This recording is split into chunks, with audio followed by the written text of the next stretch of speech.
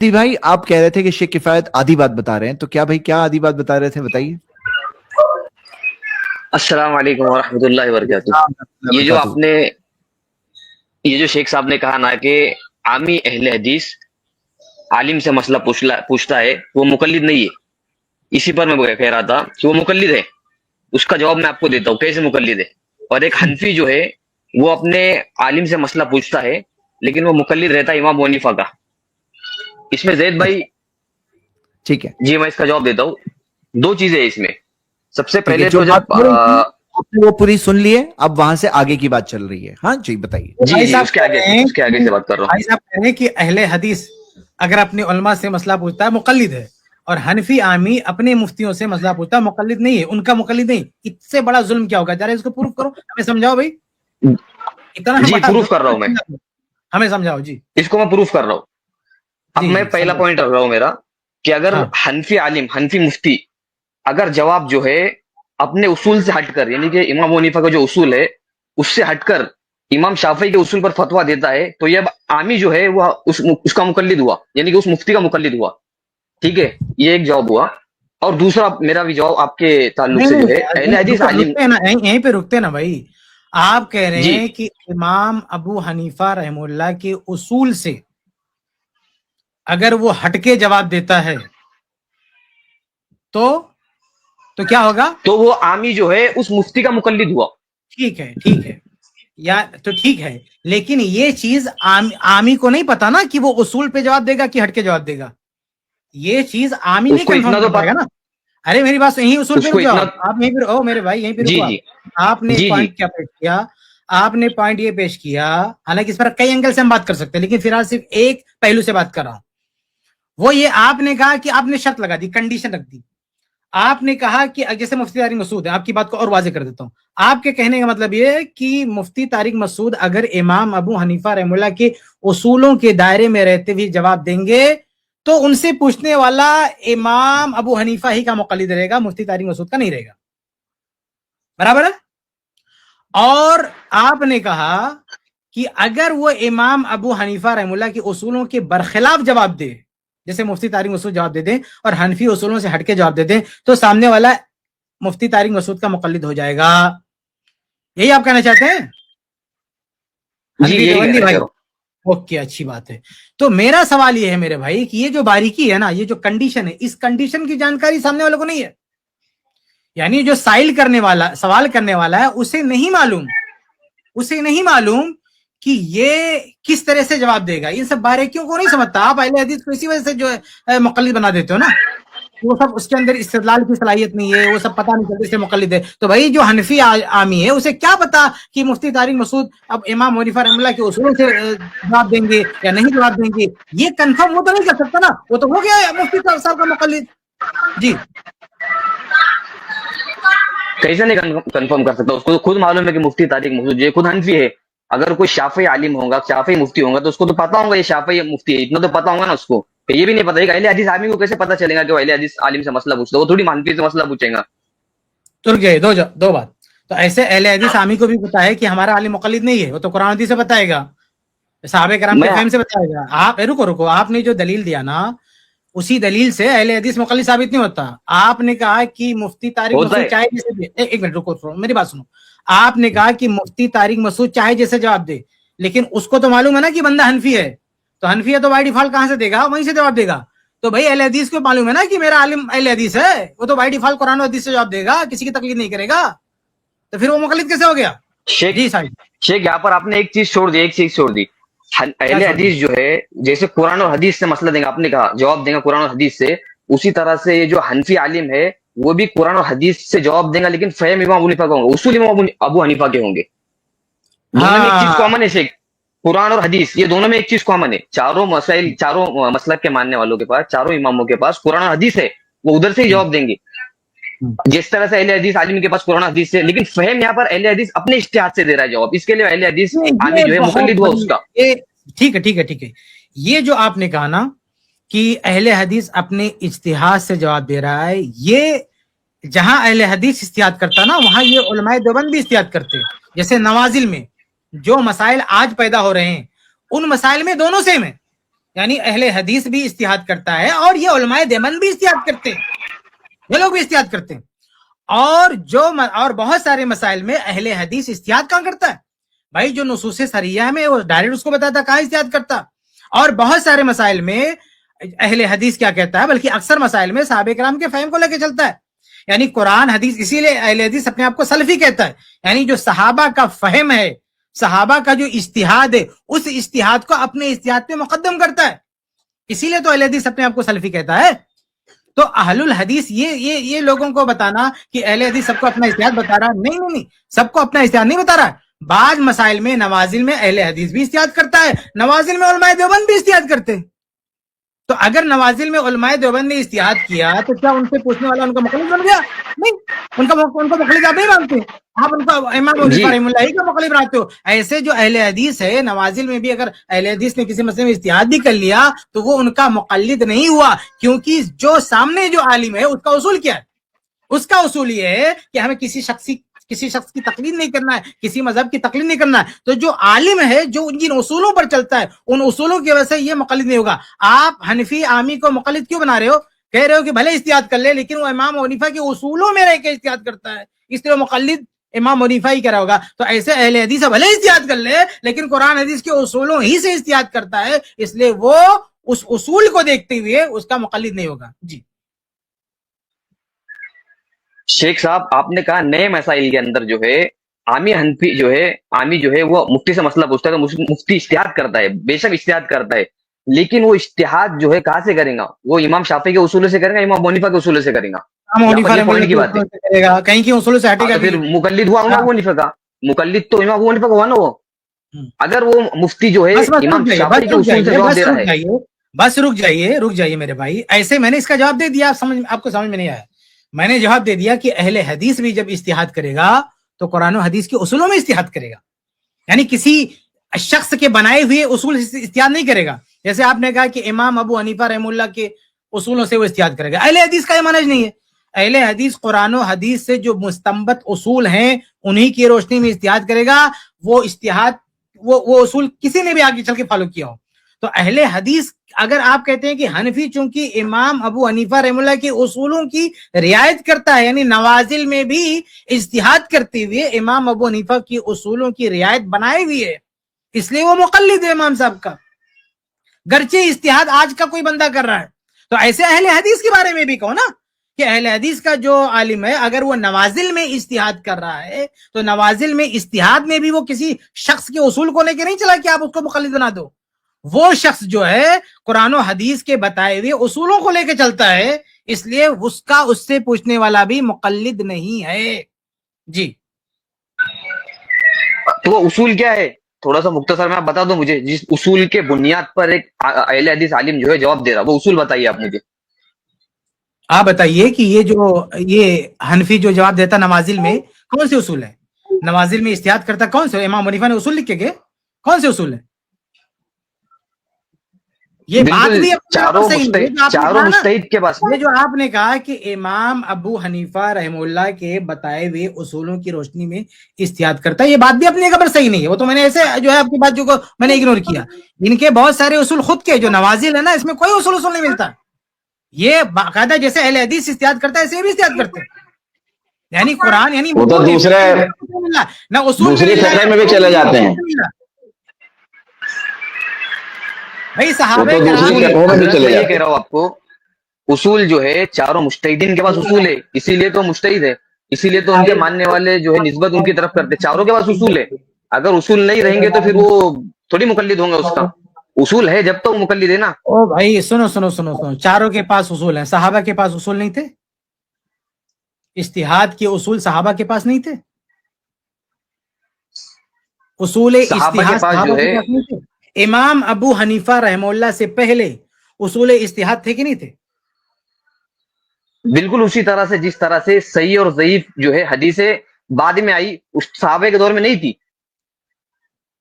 ہاں صحابہ کے دور میں نہیں تھی یہ جو اجتہاد, بس اب آپ پوچھو, صحابہ کے دور میں نہیں تھی.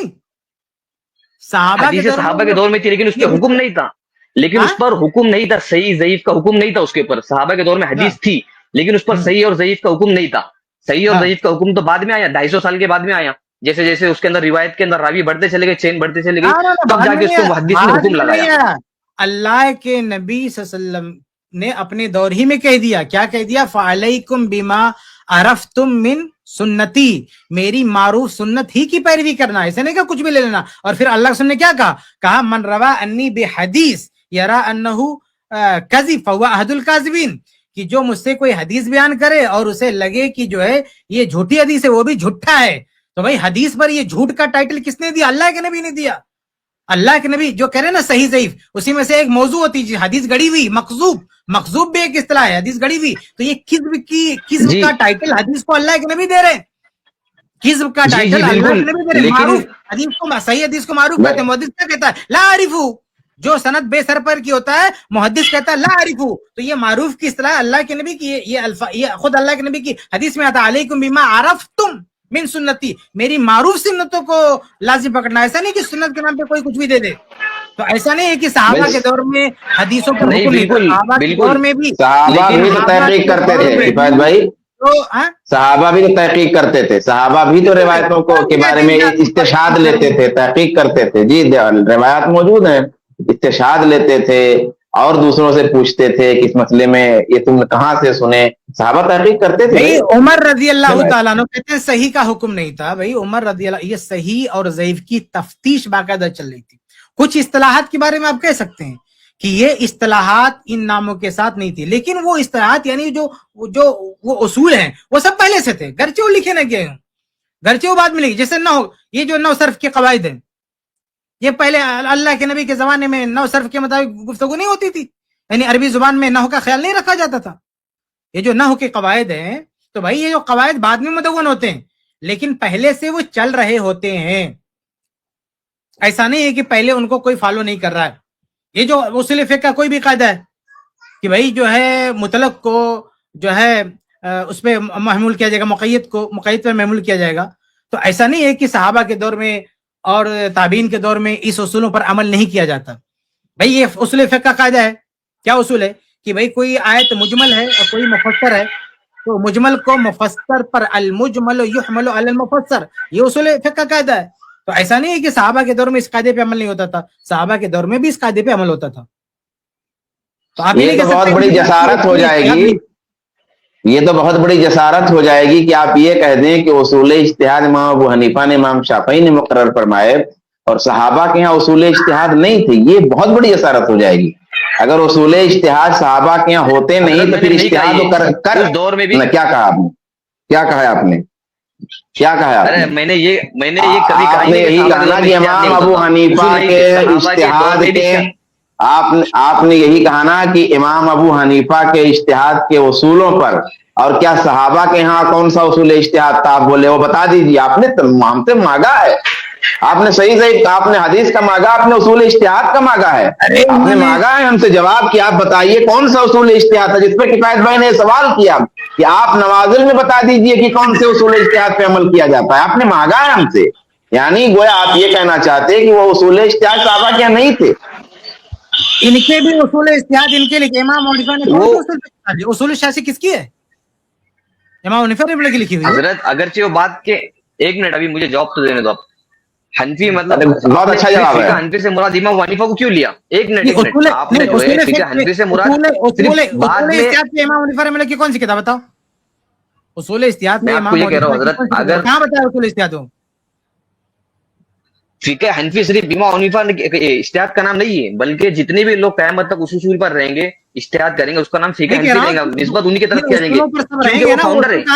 امام ابو حنیفہ رحمہ اللہ نے اصول کہاں بتائے, جن اصول اجتہاد آپ کہتے ہیں امام حنیفہ رحمہ اللہ کے اصولوں کی روشنی میں اجتہاد کرتے ہیں, امام حنیفہ رحمہ اللہ کے اصول کہاں ہیں, انہوں نے خود لکھا ہے, بتایا ہے, کدھر ہے وہ,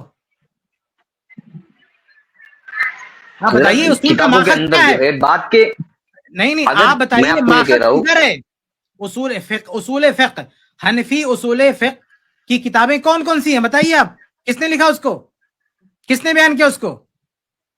میں آپ سے یہ کہہ رہا ہوں حضرت, اگرچہ بعد میں لکھی گئی وہ کتابیں, کیونکہ فقہ حنفی امام حنیفہ کے دور میں مرتب نہیں ہوا, بعد میں ہوا. اسی طرح سے اگر بعد میں کتاب لکھی گئی, ان کے شاگردوں نے جتنے بھی ان کے اصول پر رہ کر, کیونکہ امام حنیفہ فاؤنڈر ہے, آپ یہ سمجھو پہلے, امام حنیفہ جو یہ فاؤنڈر ہے, इनके उसूल के उसूल ऊपर जितना भी इस्तिहाद, इश्तिहाद हुआ क़यामत तक, उसूल इस्तिहाद के उसकी फाउंडर हैं, उस एक मिनट, उसूल इस्तिहाद के फाउंडर हैं। ये जितने भी उसूल है ये सब मुज्तहिदीन ने तो दिए हैं। जो नहीं इमाम नहीं सुनो, शाफई जो है, अरे इमाम भाई शाफई के पास जो मुश्किल उसूल मैं है, इमाम अबू हनीफा की बात कर रहा हूँ। इमाम अबू हनीफा पहले है ना, चारों में सबसे पहले हैं। तो उसूल इस्तिहाद को इमाम अबू हनीफा रहमतुल्लाह अलैह ने इजाद, तो पहले नहीं थे ये, पहले नहीं थे। कौन से उसूल?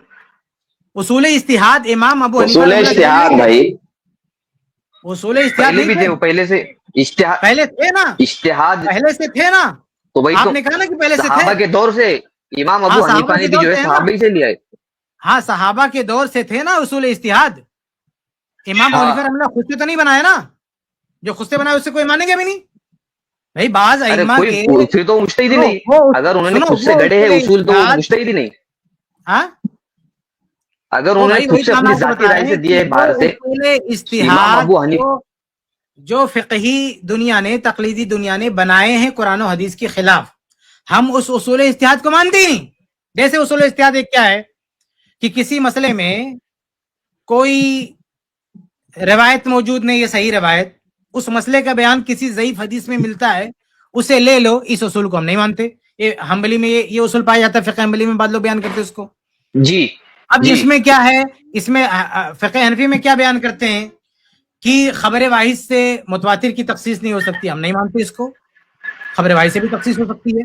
तो ऐसे बहुत सारे उसूल इस्तिहाद हैं, अहनाफ के, शवाफे के, मालिकिया के, हनाबले के, हम नहीं मानते उसको, क्योंकि वो सहाबा के उसूलों, सहाबा से उनका सबूत नहीं मिलता है। यानी सहाबा ये भी कहते हैं कि इमाम यानी कि आप ये कह रहे हो, इमाम का यानी फतवा कि हदीस की जो तस्हीह है। जैसे जैसे फतावा में इमाम अबू हनीफा रहमतुल्लाह के जो अक़वाल है ना, अक़वाल में हमें कहते हैं कि जो अक़वाल सही होंगे हम उसको तस्लीम करेंगे, जो अक़वाल दलाइल से साबित होंगे हम उसको तस्लीम करेंगे। जैसे फतावा के दलाइल होते हैं, ऐसे उसूल इस्तिहाद के भी दलाइल होते हैं। ऐसे उसूल इस्तिहाद कोई घर से बना के नहीं दे सकता। अगर कोई फिक़्ह का कोई कायदा बनाएगा तो उस कायदे के पीछे दलाइल होंगे कुरान और हदीस के। अगर कोई इस्तिहाद का उसूल बनाएगा तो उस उसूल के कुरान और हदीस से दलाइल होंगे। ऐसे कोई घर से उसूल बना के नहीं दे देगा। तो कुरान और हदीस मर्जा है उसूल इस्तिहाद का भी, फतावा का भी। तो जो उसूल इस्तिहाद अइम्मे अरबा, ये जितने भी इमाम हैं, उसूल इस्तिहाद जिन लोगों ने बताया कि ये उसूल इस्तिहाद है, उनके बताए हुए उसूल इस्तिहाद की दलील कुरान और हदीस में मिलती है, हम उसको मानते हैं। और जो उसूल इस्तिहाद की दलाइल कुरान और हदीस में नहीं मिलते, हम उसको नहीं मानते। तो हम उसूल इस्तिहाद को मानने में भी किसी शख्सियत के पाबंद नहीं है, न इमाम अबू हनीफा, न इमाम अइम्मा अरबा, किसी नहीं। इनमें से किसी ने भी कोई उसूल इस्तिहाद बताया, अगर वो कुरान और हदीस के खिलाफ नहीं, कुरान और हदीस में उसकी असल मौजूद है, हम उसको मानते। तो उसूल इस्तिहाद में भी और फतावा में भी किसी में भी अहले हदीस तकलीद नहीं करता जी। अगर उसूल जो है कुरान और हदीस से हटकर है तो फिर मैं ये कह रहा हूँ आपको, तो फिर वो मुज्तहिदी नहीं है वो शख्स जो कुरान और हदीस जिसके पास ये दलील ना हो। दलील जो है जिस तरह से इमाम शाफी के पास है, उसी तरह से इमाम अबू हनीफा के पास भी है। उसूल इस्तिहाद की बात आप कह रहे हैं कि उसूल इस्तिहाद से इमाम अबू हनीफा के उसूल इस्तिहाद को कोई लेकर चल रहा है, इसलिए इमाम अबू हनीफा का मुक़ल्लिद हो गया, आप ये कहना चाहते हैं? हम ये कह रहे हैं कि भाई अहले हदीस जिस तरह फतावा को मानने में तकलीद नहीं करता है, ऐसे उसूल इस्तिहाद को भी मानने में तकलीद नहीं करता।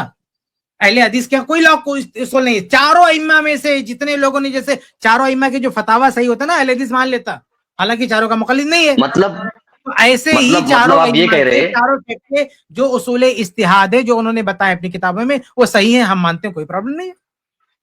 मतलब आपने सिर्फ एक ही चीज को तकलीफ समझ लिया है, यानी कि किसी ने ये इल्तिजाम कर लिया, जैसे आपने पिछली बार मुझे कहा था इल्तिजाम करना और मुकल्लद बनाना, यही आप कह रहे हैं। इसके ऊपर मैं आपको एक मिसाल देता हूँ। जैद भाई, एक मिनट, टॉपिक नहीं चेंज करेंगे, टॉपिक नहीं चेंज नहीं, टॉपिक चेंज नहीं है। हमारे पास कोई ऐसी शख्सियत नहीं है जिसकी हम कहें कि सिर्फ इसी के इस्तिहाद लेंगे, इसलिए मुक़ल्लिद नहीं है। तो ना हमारे पास कोई ऐसी शख्सियत है कि हम इन्हीं का फतावा लेंगे, चाहे फतावा का मसला हो, चाहे इस्तिहाद का मसला हो, हम किसी को लॉक करके नहीं रखे हुए, इसलिए हम मुक़ल्लिद नहीं है। इमाम तो इसी को तो तकलीद मुतलक कहते हैं। टॉपिक क्लियर हो गया, अब तकलीद की डेफिनेशन पे आ रहे हैं आप। देखो, एक टॉपिक जो आपने इल्जाम लगाया था कि ये चीज, आपने जो शुरू में स्टेटमेंट कहा ना, बहुत अजीब और गरीब वाला, कि जिसके ने कहा ये चीज अहले हदीस के लिए तकलीद है और ये चीज हनफी के लिए तकलीद नहीं है, तो वो चीज को आप एंड कर रहे हैं ना, वो चीज को आप छोड़ रहे हैं। अरे वो तो कहां से, उसका जवाब तो आपने दिया ही नहीं अभी तक। अहले क्यों नहीं दिया हदीस आपने? जो है अहले हदीस क्यों नहीं दिया? अभी तक क्या जवाब दे रहे थे आपको?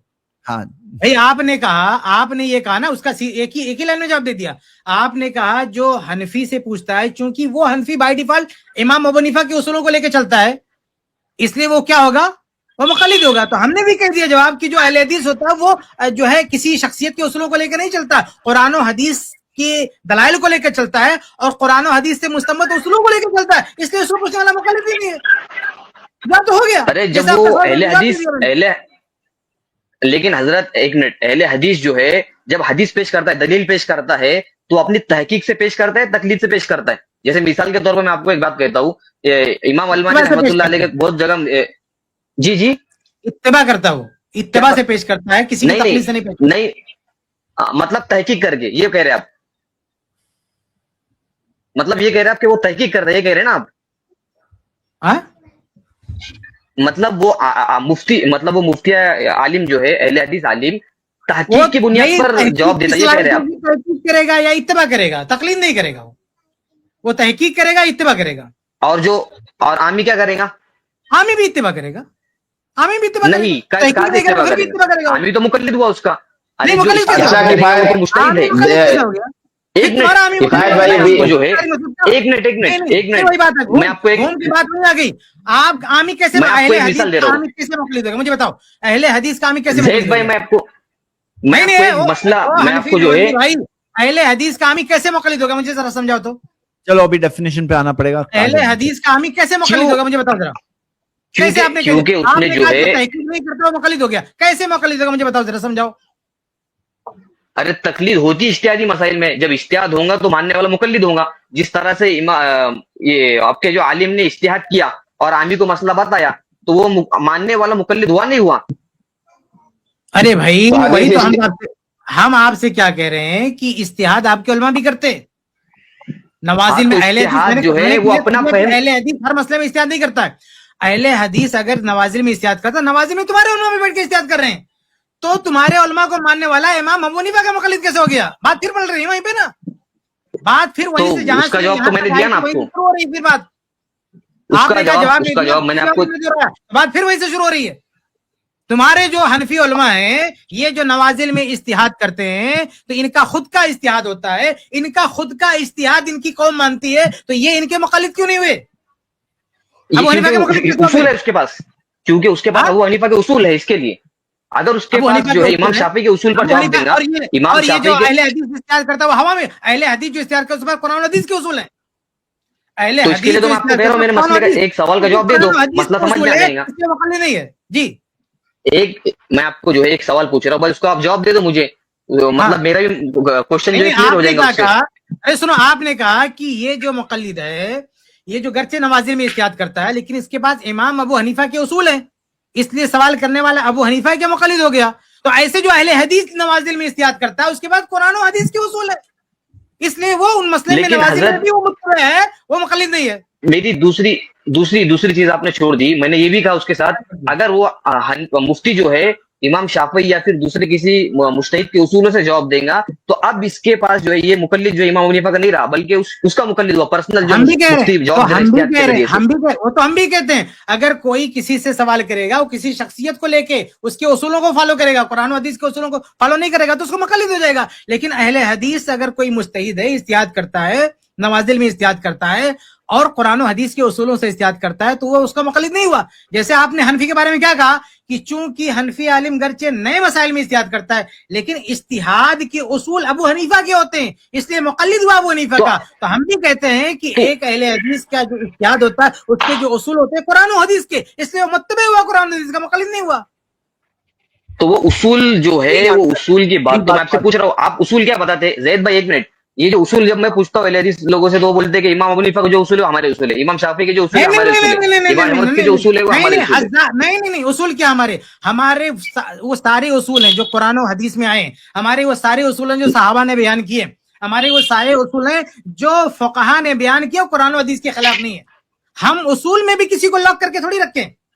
हमारे जो उसूल इज्तिहाद हैं, जैसे हम फतावा है ना, फतावा, वो हमारे पास लॉक नहीं है, ये फतवा ये उठा के सबको देना है। ऐसे उसूल इज्तिहाद भी जो है वो ऐसा नहीं कि किसी एक को लेके बैठे हुए हैं।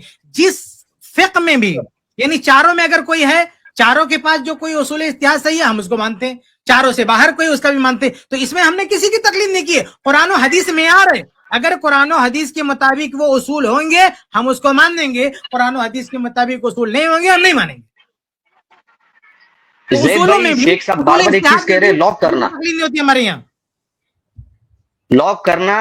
मैं आपसे कह रहा हूँ एक शख्स को लॉक कर दिया तो मुकल्लिद हुआ। अगर जिस तरह से आप कह रहे हैं हम लॉक नहीं करते तब भी आप मुकल्लिद हो, वो तकलीद मुतलक हुई। फिर आपने अगर लॉक नहीं किया तो तकलीद मुतलक हुई। इसकी मैं आपको एक मिसाल के जरिए से ज़ैद भाई एक मिसाल देता हूँ, आपको समझ जाएंगी बात मैं क्या कहना चाह रहा हूँ। जैसे कि एक आदमी जो है किसी एक डॉक्टर को उसने फिक्स कर लिया, उसी से इलाज करा रहे, तो वो जो है उस डॉक्टर का मतलब वो मरीज ही हुआ।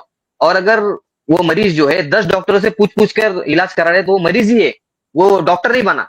उसी तरह से एक शख्स एक आमी ने जो है किसी एक इमाम को तय किया तो मुकल्लिद है, और अगर एक को तय नहीं किया बहुत से लोगों से मसला पूछा तब भी वो मुकल्लिद है, वो मुत्तबी। ये जो अभी आपने कहा ना, समझ गया मेरे भाई। अभी जो आपने कहा कि आपके यहाँ अगर कोई खास उसूल इज्तिहाद नहीं है तो वो भी तकलीद हुई, लेकिन वो तकलीदे क्या हुई, तकलीदे मुतलक हो गई। हम कहते हैं वो तकलीदे मुतलक भी नहीं हुई। तकलीदे मुतलक होने के लिए भी, फिर हम उसी तारीफ पर आएंगे, तकलीदे मुतलक होने के लिए भी किसी भी शख्स का इल्तिजाम जरूरी है। यानी तकलीदे मतलब 4 लोगों को मानता है। अब वो 4 लोगों को फिक्स करके रखा हुआ है कि इसकी यानी हमें फला आलिम ही की लेना है। अगर वो फला आलिम ही को खास कर दे, इन्हीं की लेना है, और लेने के बाद उस पर जम जाए, इल्तिजाम कर ले, तब वो तकलीद मुतलक आप उसको कह सकते हैं। चाहे नहीं, इनकी तकलीद शख्सी है, तकलीद शख्सी भी अहले हदीस क्या नहीं है, तकलीद मुतलक भी नहीं है। क्यों? क्योंकि चाहे तकलीद शख्सी हो चाहे तकलीद मुतलक हो, दोनों में 2 चीज लाजिम है, एक इल्तिजाम एक मुकल्लद का होना। और अहले हदीस के यहाँ न तकलीद शख्सी है न तकलीद मुतलक है, क्योंकि अगर वो 10 लोगों से मसला पूछता है, 10 लोगों में से किसी की बात को पूछ के उसको लॉक नहीं करता है, क्योंकि उसको लॉक नहीं करता है इसलिए उसको मुकल्लिद में। जैसे फिक़्ह हनफी में, हनफियों में, देवबंदियों में कोई मुफ्ती तारिक मसूद से पूछेगा, पूछ के उसको लॉक नहीं करता है। अगर मुफ्ती तकी उस्मानी साहब ने कह दिया कि मुफ्ती तारिक मसूद की बात गलत है, वो छोड़ देगा मुफ्ती तारिक मसूद को, ले लेगा तकी उस्मानी को, क्योंकि लॉक नहीं किया है। तो ये मुकल्लिद नहीं है, आपका आदमी मुफ्ती तारिक मसूद का मुकल्लिद नहीं है। क्यों मुकल्लिद नहीं है? क्योंकि मुफ्ती तारिक मसूद की बात को लॉक नहीं किया उसने। तो आप जैसे अहले हदीस में बताओ तकलीदे मुतलक, तो आपके यहाँ भी ये मुतलक मुफ्तियाने मुतलक हैं, आपके मुफ्तियाने मुतलक हैं, यानी इतने सारे मुफ्तियान हैं, लेकिन आप लोग कहते हो कि इन मुफ्तियान का मुकल्लिद नहीं है, क्योंकि मुफ्तियाने मुतलक इतने सारे मुफ्तियान हैं आपके, लेकिन किसी का वो मुकल्लिद नहीं बनता, क्योंकि उस किसी को लॉक नहीं करता, इल्तिजाम किसी के साथ नहीं करता। ना मुफ्ती तारिक मसूद के साथ इल्तिजाम है उसका, ना जो है मुफ्ती तकी उस्मानी साहब के साथ इल्तिजाम है। किसी भी हनफी को पता चलेगा कि ये मुफ्ती तारिक मसूद ने जो हमको बताया था वो गलत था, और मुफ्ती तकी उस्मानी साहब कहते नहीं सही तो ये, वो छोड़ देगा, इसलिए वो उसका मुकल्लिद नहीं है। तो ऐसे अहले हदीस भी है, वो 10 लोगों से पूछे, किसी भी व्यक्ति से पूछा मसला, उसको पता चला, सीनियर आलिम ने बता दिया नहीं उस तो गलत था, उसने तहकीक किया, देखा, थोड़ा दिमाग पता लगा, बाकी बात गलत है, छोड़ देगा। इसलिए मुतलक में भी वो मुकल्लिद नहीं है, मुतलक लोगों से यानी कई लोगों से पूछता है, उसमें भी अहले हदीस मुकल्लिद नहीं है, क्योंकि उनकी बातों का इल्तिजाम नहीं करता है और शख्सियत टारगेट नहीं होती है। यानी उसका गोल ये नहीं होता मुकल्लद कि हमें इसी को मानना है। आपके यहाँ 2 प्रॉब्लम होती है, क्या? एक तो ये कि जो मसला इमाम मुनीफा से मिल जाए या आपके बकौल उनके उसूलों से मिल जाए, उसी से जमे रहना है, ना उनके फतावा से निकलना है, और फतावा से निकले भी तो कम से कम उसूलों से नहीं निकलना है। ये इल्तिजाम आपके यहाँ। और मुकल्लद आपके यहाँ क्या है? आपने एक शख्सियत को जो है तय करके रखा है कि सब कुछ यहीं से आना चाहिए, या तो फतावा आए, फतावा ना मिले तो कम से कम उसूल आए। तो 2 चीज आपके यहाँ, एक जो है इल्तिजाम है और एक जो है मुकल्लद है। ये तकलीद शख्सी में भी हो सकता है, ये तकलीद मुतलक में भी होता है। हम कहते हैं अगर कोई बंदा कह दे कि हम चारों की मानेंगे, अगर आज कोई बंदा बोलते कि हम 4 अइम्मा को मानते हैं और चारों की तकलीद करेंगे, इन चारों से बाहर नहीं जाएंगे, ऐसे भी कुछ लोग पाए जाते हैं कि हम इन चारों से बाहर नहीं जाएंगे, तो ये भी तकलीद है, समझ रहे हैं? तो तकलीद मुतलक भी हमारे यहाँ नहीं पाई जाती। शेख साहब 1 मिनट में आपको जवाब देता हूँ इसका। चारों आइम्मा से पहले भी इज्तिहाद होता था सहाबा के जमाने में, जब ये चारों नहीं थे। सहाबा के दौर में कोई फिक्स नहीं था, लेकिन वहां पर लोग मसले पूछते थे, एक साहबी से, दूसरे साहबी से, तीसरे साहबी से, वहां पर बहुत से मसला बताने वाले थे। तो ये तकलीद मुतलक है, क्योंकि सहाबा में इधर आपने जो शर्त लगाई ना, इल्तिजाम करना और मुकल्लद बनाना, नहीं, सहाबा के दौर में इल्तिजाम और मुकल्लद नहीं था। सहाबा के दौर में ये शक्ल नहीं थी कि किसी से मसला पूछ के उसी पर वो जम जाते थे, ऐसा नहीं था, बल्कि सहाबा के दौर में कई रिवायतें हम इससे पहले पेश कर चुके हैं कि मसला पूछा जाता था और मसला पूछे जाने के बाद बाकायदा दूसरों से तफ्तीश होती थी, दूसरों से सवाल जवाब होते थे। उनके यहाँ भी इल्तिजाम नहीं था, सहाबा का भी इल्तिजाम। लेकिन वो जो मसला साइल, मैंने पिछली बार भी आपको ये बात कही थी, जो साइल ने मसला पूछा सहाबी से, उनके इस पर इत्मीनान नहीं, मतलब दूसरे सहाबी ने उनको जवाब दिया, तो ये अब ये दूसरे सहाबी से जब फतवा दिया उसने तीसरे सहाबी से लिया, तो रुका या नहीं, रुका या नहीं? आप ये कहना चाहते हैं कि एक सहाबी से, जैसे मुआविया रदियल्लाहु से पूछा वित्र की नमाज कितनी है, उन्होंने कहा, मतलब मुआविया से पता चला वित्र की नमाज 1 है। अब वो जाके वेरीफाई कर रहे हैं अब्दुल्ला बिन अब्बास रदियल्लाहु ताला अन्हु से, उन्होंने कहा कि उन्होंने ठीक कहा। तो आपका कहना है कि इस दूसरे पर जम गया, तो कहते हैं ये इल्तिजाम हो गया। आप ये कह रहे हैं ना इल्तिजाम हो गया, ये इल्तिजाम नहीं है। क्यों? क्योंकि अगर इब्ने अब्बास रदियल्लाहु ताला अन्हु से बड़ा कोई आलिम, दूसरा सहाबी ये प्रूफ कर दे कि इनकी बात गलत है, इनकी बात ठीक नहीं है, तो इनको भी छोड़ देगा। आप तो छोड़ देंगे, आप तो दूसरे को तो लेंगे ना। अरे मेरी बात सुनो, इल्तिजाम तब होगा जब आप कोई ऐसी, अरे सुनो मेरे, आप कोई ऐसी मिसाल दें सहाबा की जिंदगी से, ऐसी मिसाल दें कि उनके सामने दलाइल रखे गए और रखने के बाद भी नहीं कहा कि हमने जो पुराने से पूछा उन्हीं पर रहेंगे, इसको बोलते हैं इल्तिजाम। आपके यहाँ क्या होता है कि आपके यहाँ दलाइल आ भी गए तो आप क्या कहते हैं, आप कहते हैं हम यहीं पे रहेंगे, हम दलाइल देखेंगे नहीं। सहाबा के दौर में दलाइल इधर भी है ना मेरे शेख साहब, दलील। ओ भाई इस बात का जायद भाई थोड़ा सा इनको मुझे समझाने दीजिए। जो आखिरी नुक्ता पेश किया है, अभी तक ये नुक्ता मेरे ख्याल से आपने नहीं पेश किया था, आपका नया नुक्ता है, इसलिए अच्छे से जवाब भी आप जो है सुन लीजिए। आपका नुक्ता क्या, मैं फिर से दोहराता हूँ ताकि मेरी बात और समझ आए। आपका नुक्ता यह है कि चलो मुआविया रज़ियल्लाहु अन्हु से कोई मसला पूछा, उन्होंने बताया, अब्दुल्ला बिन अब्बास रज़ियल्लाहु तआला अन्हु के पास वो आए, उन्होंने कहा भाई वो गलत है, ये सही है। ये यहां तो इत्तेफाक वाली बात है कि इब्ने अब्बास ने इत्तेफाक कर दिया, लेकिन कहीं इख्तलाफ की बात भी है। जैसे अबू मूसा अल-अशअरी रज़ियल्लाहु से पूछा, अब्दुल्ला इब्न मसूद ने बताया, वो बात सही थी, उनको ले लिया, इनको छोड़ दिया। तो ऐसे कई मसाइल हैं कि किसी एक सहाबी ने कोई बात बताई, बताने के बाद दूसरे सहाबा से पता किया गया, पता चला ये मुदल्लल बात है, उसको मान लिया गया। आप ये कहना चाहते हैं कि दूसरी बार जिसकी राय कबूल की गई वहां तो जम गए ना, आपका नुक्ता है कि वहां इल्तिजाम हो गया। हम कहते हैं वहां भी इल्तिजाम नहीं है, क्योंकि उस दूसरी बात के खिलाफ भी, यानी अगर कोई ये प्रूफ कर दे कि वो दूसरा मसला भी, यानी दूसरे साहबी ने जो बताया था वो भी दुरुस्त नहीं है, वो बात भी गलत है, तो दूसरे की बात भी वो सहाबा छोड़ने के लिए तैयार हैं, यानी उनकी भी छोड़ देंगे, दूसरे सहाबा की बात छोड़ देंगे, तीसरे की बात मान लेंगे। तो अगर आप उसको इल्तिजाम साबित करना चाहते हो तो आप कोई ऐसी मिसाल दो कि दूसरे साहबी ने कोई बात बताई, फिर तहकीक उनके सामने रखी गई, यानी किसी और ने कोई बात बताई हकीकत दलाल के साथ, तो साहबी ने कहा नहीं हमने चूंकि फला से पूछ लिया है इसलिए हम किसी की सुनने वाले नहीं, हम उसी को लॉक कर दे, इसको इल्तिजाम कहते हैं। तो सहाबा से इल्तिजाम का कोई सबूत नहीं है, उन्होंने इत्तबा किया है। जब उनको पता चला कि ये चीज गलत है, ठीक नहीं है, कुरान और हदीस के खिलाफ है, फौरन उन्होंने छोड़ दिया, किसी भी राय के साथ उन्होंने इल्तिजाम नहीं किया। ये मतलब है। आपकी बात सही तब होती जब आप प्रूफ करते कि सहाबा के सामने दलाइल रखे गए, उन्होंने दलाइल कबूल नहीं किए। जैसे अहनाफ का मसला होता है कि उनके सामने दलाइल आ जाते हैं और ये इतराफ भी करते हैं कि बात तो यही सही है, लेकिन चूंकि हम इमाम अबू हनीफा रहमुल्लाह के मुक़ल्लिद हैं इसलिए हम उन्हीं की मान के रखेंगे। ये है इल्तिजाम, इसको बोलते हैं इल्तिजाम। नहीं शेख साहब, एक मिनट, आपने जो है कहा दलाइल जो है इमाम अबू हनीफा के पास भी है, ऐसा नहीं कि इमाम अबू हनीफा के पास दलाइल नहीं है। इमाम यहाँ पर जो है राजी और मरजू का मसला आया, बेहतर और कम बेहतर का मसला आया। यहाँ पर जो है हनफी जो है इमाम अबू हनीफा जो है उनके मतलब जो फतवा है उसको बेहतर समझता है, जिस तरह से इमाम शाफई का मुक़ल्लिद उनके इसको बेहतर समझता है। यहाँ पर बेहतर और बेहतर, सही और गलत का मसला नहीं है। यहाँ पर राजे और मरजू का उसूल बैठेगा, फिट बैठेगा। और दूसरी बात आपने कहा सहाबा के, ठीक है राजे मरजूही का मसला हो, लेकिन इल्तिजाम है तकलीद में, सहाबा के यहाँ इल्तिजाम नहीं है। सहाबा के यहाँ ऐसा नहीं है कि किसी की बात सुन ली सहाबा ने, अब वो ये कह दिए हो कि हमारा हुस्न ज़न है, अबू हुरैरा रज़ियल्लाहु ताला ने जो कुछ बताया है हमारा हुस्न ज़न है, हम उनके अलावा किसी की नहीं सुनेंगे। ऐसा सहाबा का मनहज नहीं था, इसलिए हम कहते हैं सहाबा का इल्तिजाम नहीं। आपके इल्तिजाम है, आप या तो एक शख्स को पकड़ के बैठ जाते हो या एक ग्रुप को पकड़ के बैठ जाते हो और कहते हो दूसरे की सुनना नहीं। हनफी है तो हनफी की सुनना, यानी हनफी शख्स शाफी से नहीं पूछ सकता है, शाफी हनफी से नहीं पूछ सकता है। ये जो इल्तिजाम है आपके यहाँ, ये सहाबा में नहीं है। اگر آپ اس التزام کو ہٹا دے, میں پھر آپ کو کہہ رہا ہوں, اگر وہ اس ہٹا دیں, التزام کو آپ ہٹا دے تو پھر التزام کو تقلید ہٹا مطلب دیں, اگر میں پھر آپ نہیں میں آپ اہل سے کہہ حدیث رہا بن ہوں, جاؤ گے نا. التزام انتظامی کو ہٹا تقابل دیں, نہیں کہا آپ تھا اہل اہل حدیث حدیث, بن جاؤ گے.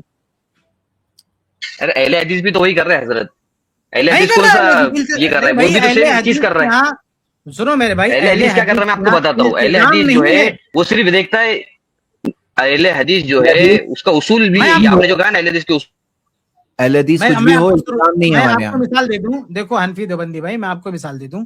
اہل الحدیث کی میں کئی بار اس اسٹریم میں مثال دیا ہوں. میں ایک مسئلہ بتاتا ہوں کہ بچہ پیدا ہوتا ہے تو کان میں اذان دینا, آپ کہتے ہو نا تقلید مطلق, ارے بھائی وہ 10 لوگوں سے پوچھ کے بھی اسی پہ عمل کر رہا تھا اہل حدیث, لیکن جیسے ہی اسے پتا چلا, اتنے لمبے عرصے سے عمل کر رہا تھا, جیسے اسے پتا چلا کہ بھائی یہ غلط ہے, چھوڑ دیا.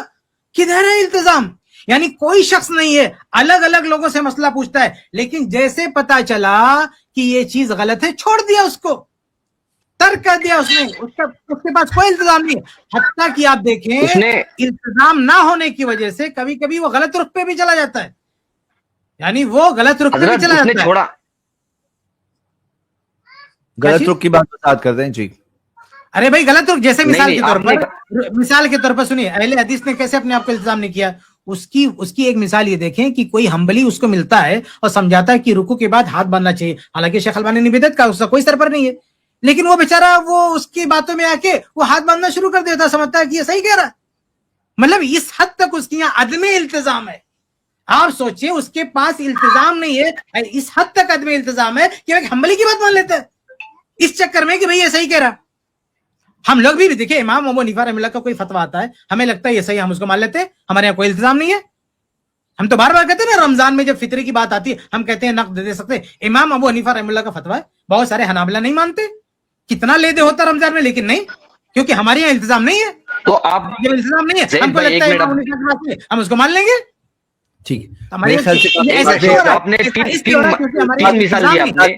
ایک منٹ زید بھائی, بس ایک ہی جواب دوں گا بس, پھر یہ میرا ہو جائے گا. آپ نے 3 باتیں کہی کہ اہل حدیث جو ہے عقیقے کو نہیں مانتا تھا, بعد میں جب اس کو پتا چلا کہ یہ بات جو ہے غلط ہے, پھر اس نے جو ہے چھوڑ دیا. تو یہاں پر اس نے جب چھوڑا, پہلی بات چھوڑی, تو دوسرا عقیقہ نہیں, سوری آپ نے یہ کہا نا, سوری کان میں اذان, جی, کان میں اذان. کان میں اذان. لیکن جب اسے پتا چلا کسی محقق کے ذریعے سے, تب اس نے اس کو لاک کیا نہیں کیا, نہیں لاک کیا, ہاں, نہیں لاک کیا. کیسے لاک نہیں کیا ایک منٹ, کیونکہ حضرت؟ نہیں لاک کیا اس لیے کہ اگر کل کوئی حدیث آپ, اگر میں کہتا ہوں آج آپ دے دو کوئی صحیح حدیث کہ بچے کے کان میں اذان دینا ثابت ہے, اب بھی میں قبول کر لیتا ہوں. کہاں میں نے لاک کیا؟ ایک منٹ, ہم نے کہا ابھی آپ نے کہا, ارے بھائی ہم نے کہا ابھی آپ کہ نے اس وقت, سنو, ہم نے کہا کہ اس وقت کوئی دلیل موجود نہیں ہے, جو تھی وہ صحیح ثابت ہو چکی, ہم نے اس کو چھوڑ دیا. اگر کل کو کوئی صحیح حدیث آ جائے, کوئی صحیح روایت آ جائے, تو ہم آج کا آج قبول کرنے کے لیے تیار ہیں. ہم نے لاک نہیں کیا, ابھی بھی لاک نہیں کیا, ہم نے ابھی بھی لاک نہیں ہے.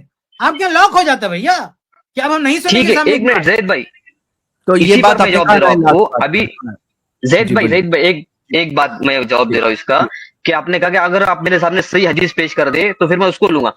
یہ چیز کس نے بتائی آپ کو کہ یہ مطلب پرانی حدیث جو ضعیف تھی اور یہ حدیث صحیح ہے, یہ جو ہے یہ ایک اجتہاد ہے, محدث کا اجتہاد ہے. پھر دوسرے آپ کو جو ہے ٹاپک میں پہ جا رہی ہے بات. راجے اور مرجو, نہیں دوسرا ٹاپک نہیں, یہ واپس یہ راجے اور مرجو کا مسئلہ آ گیا حضرت. میں آپ کو یہ اگر صحیح ٹاپک حدیث کیا دوں ہے, گا, دیکھو میرے بھائی, جیسے میں آپ کو صحیح, نہیں, آپ دیکھو, آپ پٹری سے اتر رہے ہو. یہ چیز کی کس نے آپ کو بتایا؟ دوسرا ٹاپک چینج ہو رہا ہے, ٹاپک چینج ہو رہا ہے. ابھی بات ہو رہی تھی التزام کی, ابھی آپ چینج ہو رہے ہو کہ محدث کی بات ماننا تقلید ہے کہ نہیں, اس پر آپ جا رہے ہو.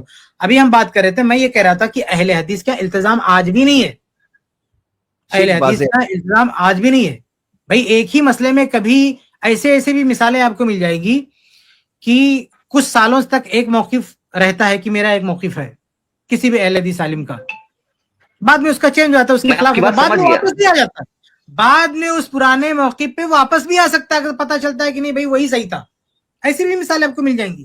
تو اہل حدیث نے کوئی مسئلہ لاک نہیں کیا ہے, کوئی بھی مسئلہ اس نے لاک نہیں کیا. میں آپ کو بتاؤں تورک کی مثال بتاؤں, میں آپ کی بات سمجھ گیا حضرت, میں آپ کی بات سمجھ گیا. آپ جتنی اس کا پروف دے دو. تورک کا مسئلہ نا, اہل حدیث ہر نماز میں تورک کرتا ہے, ہر نماز میں. تو حنابلہ کا جب فتویٰ آیا, اس شیخ البانی کا بھی فتویٰ آیا, یہ نہیں تورک صرف دوسری 4 رکعت والی نماز میں دوسرے تشہد کے ساتھ ہے. تو بہت سارے اہل حدیثوں نے وہ دیکھ کے اور اس دلائل سے مروب ہو کے اس کو چھوڑ دیا. بعد میں پھر بحث ہوئی, نہیں وہ تورک تو ثابت ہے اس میں, تو واپس سے کرنا شروع کر دیا. یہ اس لیے ہو رہا ہے کیونکہ التزام نہیں ہے ہمارے یہاں التزام نہیں ہے میرے بھائی. یہ رکوع میں ملنے سے رکعت ہوتی کہ نہیں ہوتی ہے؟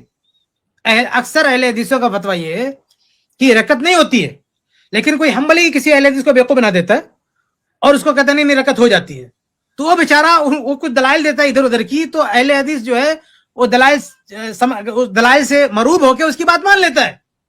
لیکن بعد جب کسی پکے اہل حدیث سے ٹکرا ہوتا ہے اس کو سمجھاتا ہے تو واپس سے وہ رکوع والی رکعت کو شمار کرنا بند کر دیتا ہے.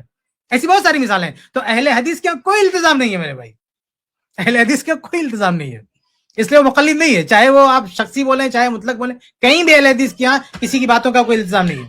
اور التزام کا میں نہیں لا رہا ہوں, یہ تقلیدی دنیا کے جو ہے انہوں نے تعریف کی ہے, اور وہ بھی کیسی کتاب میں, ایسی کتاب میں جس کا نام ہی ہے الحدود. آپ اصول کی بات کر رہے تھے نا بھائی, اصول والی ہی کتاب انہوں نے باقاعدہ ایک کتاب لکھی ہے. اس سے پہلے شاید میں نے آپ کو دکھایا تھا, باقاعدہ انہوں نے ایک کتاب لکھ کے رکھی ہے. اس کتاب کا نام کیا ہے؟ ایک منٹ جی شکیل لے آیا میں, یہ نہیں دوسرا ہے وہ, ایک منٹ میں لے کے آتا ہوں. تو یہاں پہ بات یہ ہو رہی تھی مجھے یہ لگتا ہے, جی آپ لا رہے ہیں جب تک شیخ کفایت لا رہے ہیں کتاب کو, تو مجھے یہ لگتا ہے وہ کتاب کیا ہے؟ الحدود فی الاصول کتاب کا نام ہے, امام ابو الولید کی کتاب ہے, ان کی کتاب کا نام ہے الحدود فی الاصول. الحدود فی الاصول, حدود کا مطلب کیا ہوتا ہے؟ حدود کا مطلب تعریف ہوتا ہے. یہ کتاب نہیں ہے زید بھائی جو آپ دکھا رہی ہے, نہیں, حدود کا مطلب ہوتا ہے تعریف, حد کی جمع حدود ہے. تو الحدود فی الاصول یعنی جو اصول ہیں ان کی تعریفات. اور یہ یعنی بہت ساری کتابیں ہوتی ہیں نا جس میں فتح وغیرہ ہوتے ہیں, یہ کتاب خاص تعریفات کو بتانے کے لیے لکھی گئی.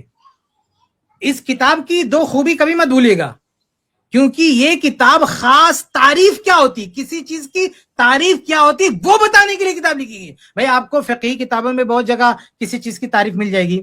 اصول فقہ کی کتاب ہے, اس میں اصل مقصد کیا ہوتا ہے؟ اصول فقہ بیان کرنا ہے, لیکن کہیں کسی چیز کی تعریف آپ کو مل جائے گی. لیکن یہ تو وہ کتاب ہے جس کا کام ہی ہے کہ تعریفات ہی بتانا ہے, صرف تعریفات ہی بتانا ہے. حتیٰ کہ اس کتاب کا پہلا پیج کھولو گے تو سب سے پہلے وہ تعریف کی تعریف کرتے ہیں. نہیں حد کس کو بولتے ہیں, نہیں تعریف کس کو بولتے ہیں, اسی کی تعریف کر دیتے ہیں, پھر جا کے آگے وہ تعریفات کرتے ہیں. اتنی امپورٹنٹ کتاب ہے یہ.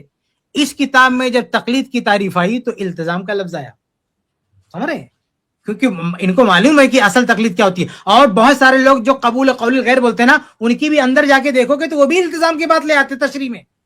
تشریح میں جیسے امام ابن ابی العز ہیں, ان کی آپ جا کے دیکھو گے تو التزام کا لفظ انہوں نے استعمال کیا کہ تقلید میں یہ التزام ہوتا ہے. ایسے کئی لوگوں نے استعمال کیا. انہوں نے کیا کیا, امام ابو الولید نے کیا کہ بہت اچھا کام کیا کہ جو پریکٹیکل ہو رہا تھا اس کو تعریف میں انکلوڈ کر دیا, تعریف میں داخل کر دیا. یہ بہت اچھا کام کیا انہوں نے, تاکہ بات جو کلیئر ہو جائے. تو یہ ہم اپنی طرف سے نہیں لا رہے ہیں التزام, یہ تقلیدی دنیا کی لکھی ہوئی کتاب ہے, وہ بھی تعریفات پہ لکھی ہوئی کتاب ہے. جی شیخ 1 منٹ میں لا رہا ہوں, جسٹ 1 سیکنڈ تاکہ دکھا دیتے ہیں یہاں پر.